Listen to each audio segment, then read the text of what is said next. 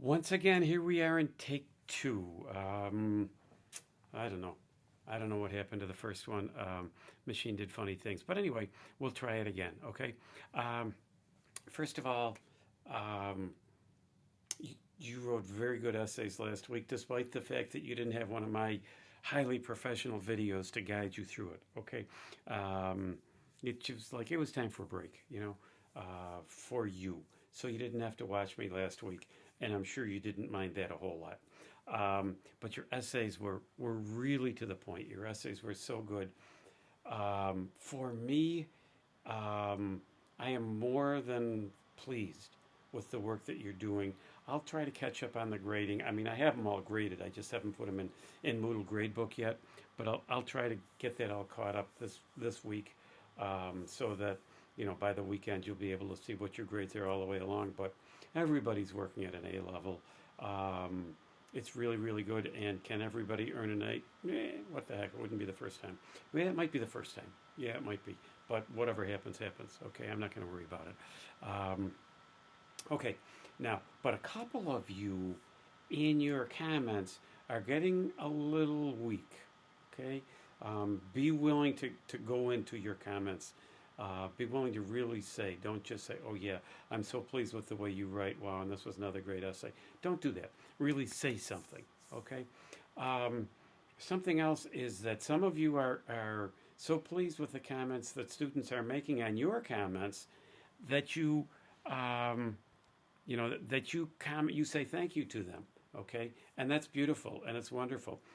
But then what I'm doing is I'm just going to your comment and putting an okay after it as a reply, because otherwise my screen shows me I still have X number of things to reply to. And I may have replied to everything except the thank yous that you wrote. So it's fine to write those thank yous. It's really nice. Just know that I'm only putting okay up there, because otherwise it'd still show that I have something else to do there. Okay? Okay, so this week we're moving on to the concept of setting. Okay, and setting is much more involved than when you first think about setting. Okay, setting, when you first think of it, you think of a place. Okay, you think of place in general, and then kind of more specifically, a place. Well, that's true. Place is critical for setting, but it's not the only part of setting. Setting is much more involved than just place. Okay? For instance, time period is part of setting. Okay? Now, think about A Rose for Emily. Okay? That story was set around 1900.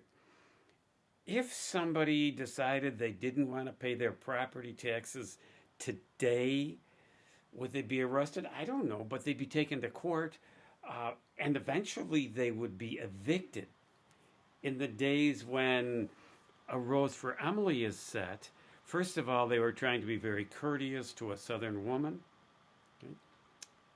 And so they didn't want to take her to court over it. They just kind of let it go, you know. So so that shows you how time period can be important, okay? And time period is usually important. If you think about appointment in Samara, that wouldn't happen today because we don't have servants riding off on horses to go to market for somebody. They borrow the owner's Jeep and drive there. And so just the way all of that happens. Different time period, okay? You think about even place in appointment in Samara. We don't have all that many marketplaces that are just kind of open to the public as in this country as they do in the Middle East. It's a frequent thing there. It's a way of life there. But here it's a little bit different. So that's a part of setting too. Okay, I'm saying okay way too much. Setting also reflects culture. So with A Rose for Emily, we saw that Southern culture come in.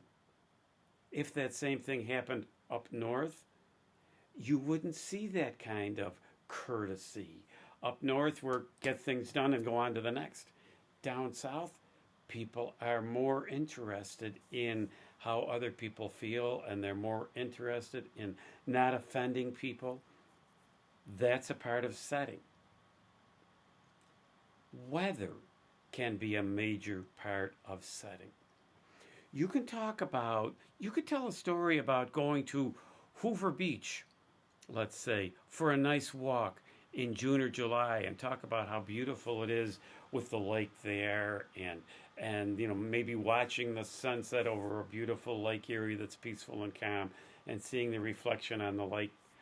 Or you could talk about Hoover Beach in the wintertime when we're getting one of those ferocious winter storms where the water comes up and splashes out even over the road and then you get everything iced down. And there's a famous picture that was in the paper, I think last year, where a car got completely iced over, and I think Hoke's restaurant, the water went over the top of it, and so the ice went over the roof and all the way down to the ground. Very different for something like that to happen in February or January than it is for it to happen in June or July. So, season is a significant part of setting. You think about the culture in South Buffalo. South Buffalo has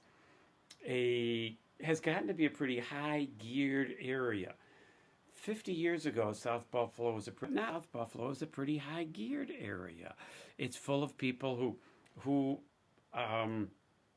spent a lot of time working and upgrading their homes. And 40 years ago, 30 years ago, parts of South Buffalo had really deteriorated. Well, in the interim, people have changed their homes so that that's a very different kind of thing. On the other hand, there are parts of the city where not as much attention has been given to upgrading different parts of it. So even within the city of Buffalo, what part of the city can have a certain feeling towards setting? And now, okay, I live in Orchard Park. Part of Orchard Park is an older village, but part of Orchard Park is expanding suburbs, second ring of suburbs, and like one of the Bills players lives across the street from me. He's got a house. We saw it on because we checked the values of the homes in our neighborhood, and we saw that his house is worth $536,000. Okay, if you were to go to an older suburb, like when I think of Tonawanda, I think of nice, well-kept homes, or Kenmore, nice, well-kept homes, very neat yards, nothing terribly big, but very nice and simple.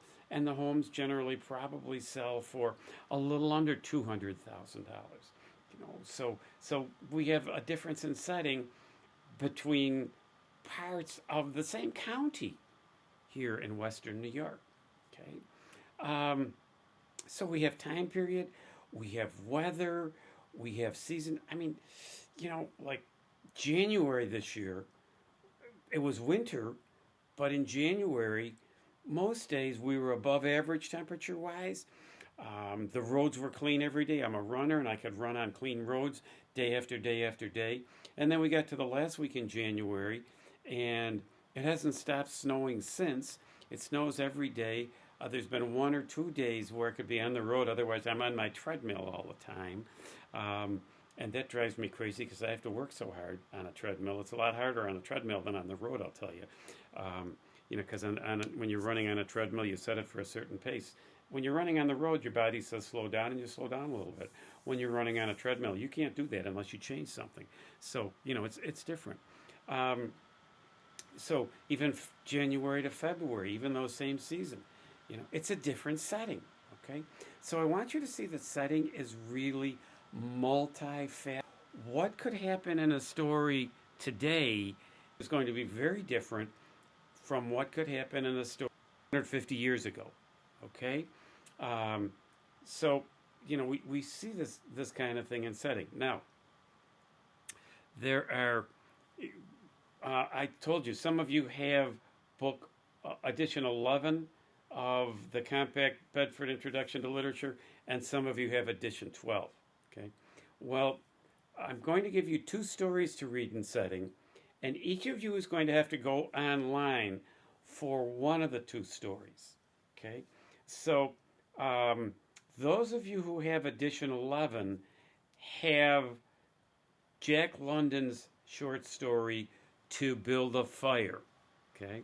But those of you who have edition 12 don't have it. So if you just Google Jack London To Build a Fire, you'll be able to read the whole story online. Okay? Those of you who have edition 12, I'm assigning for everybody the short story Rip Van Winkle. It's written by Washington Irving, Rip Van Winkle. Those of you who have edition 12 will find it in your book on page 449, starting on 449. But again, you people have to look up To Build a Fire.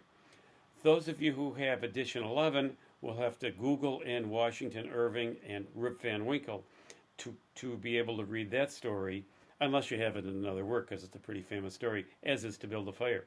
In edition 11, To Build a Fire starts on page 506. But again, To Build a Fire is not in edition 12. You have to Google it to read it there. And Rip Van Winkle in edition 12 starts on 449. But if you have edition 11, you have to Google Washington Irving, Rip Van Winkle. Okay, so I'll explain all of this again in the assignment, but that's where we're going. We're looking for you to talk about how important setting is in these two stories, and keep in mind, setting is a real multifaceted thing. Okay, it just involves so much stuff. It may even involve more stuff than what I said. So think about setting as you read these two stories. Okay? Questions, you know where to get me. Have a good week.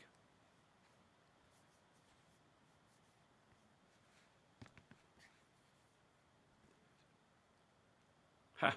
My cursor is misbehaving. There we go. Got it.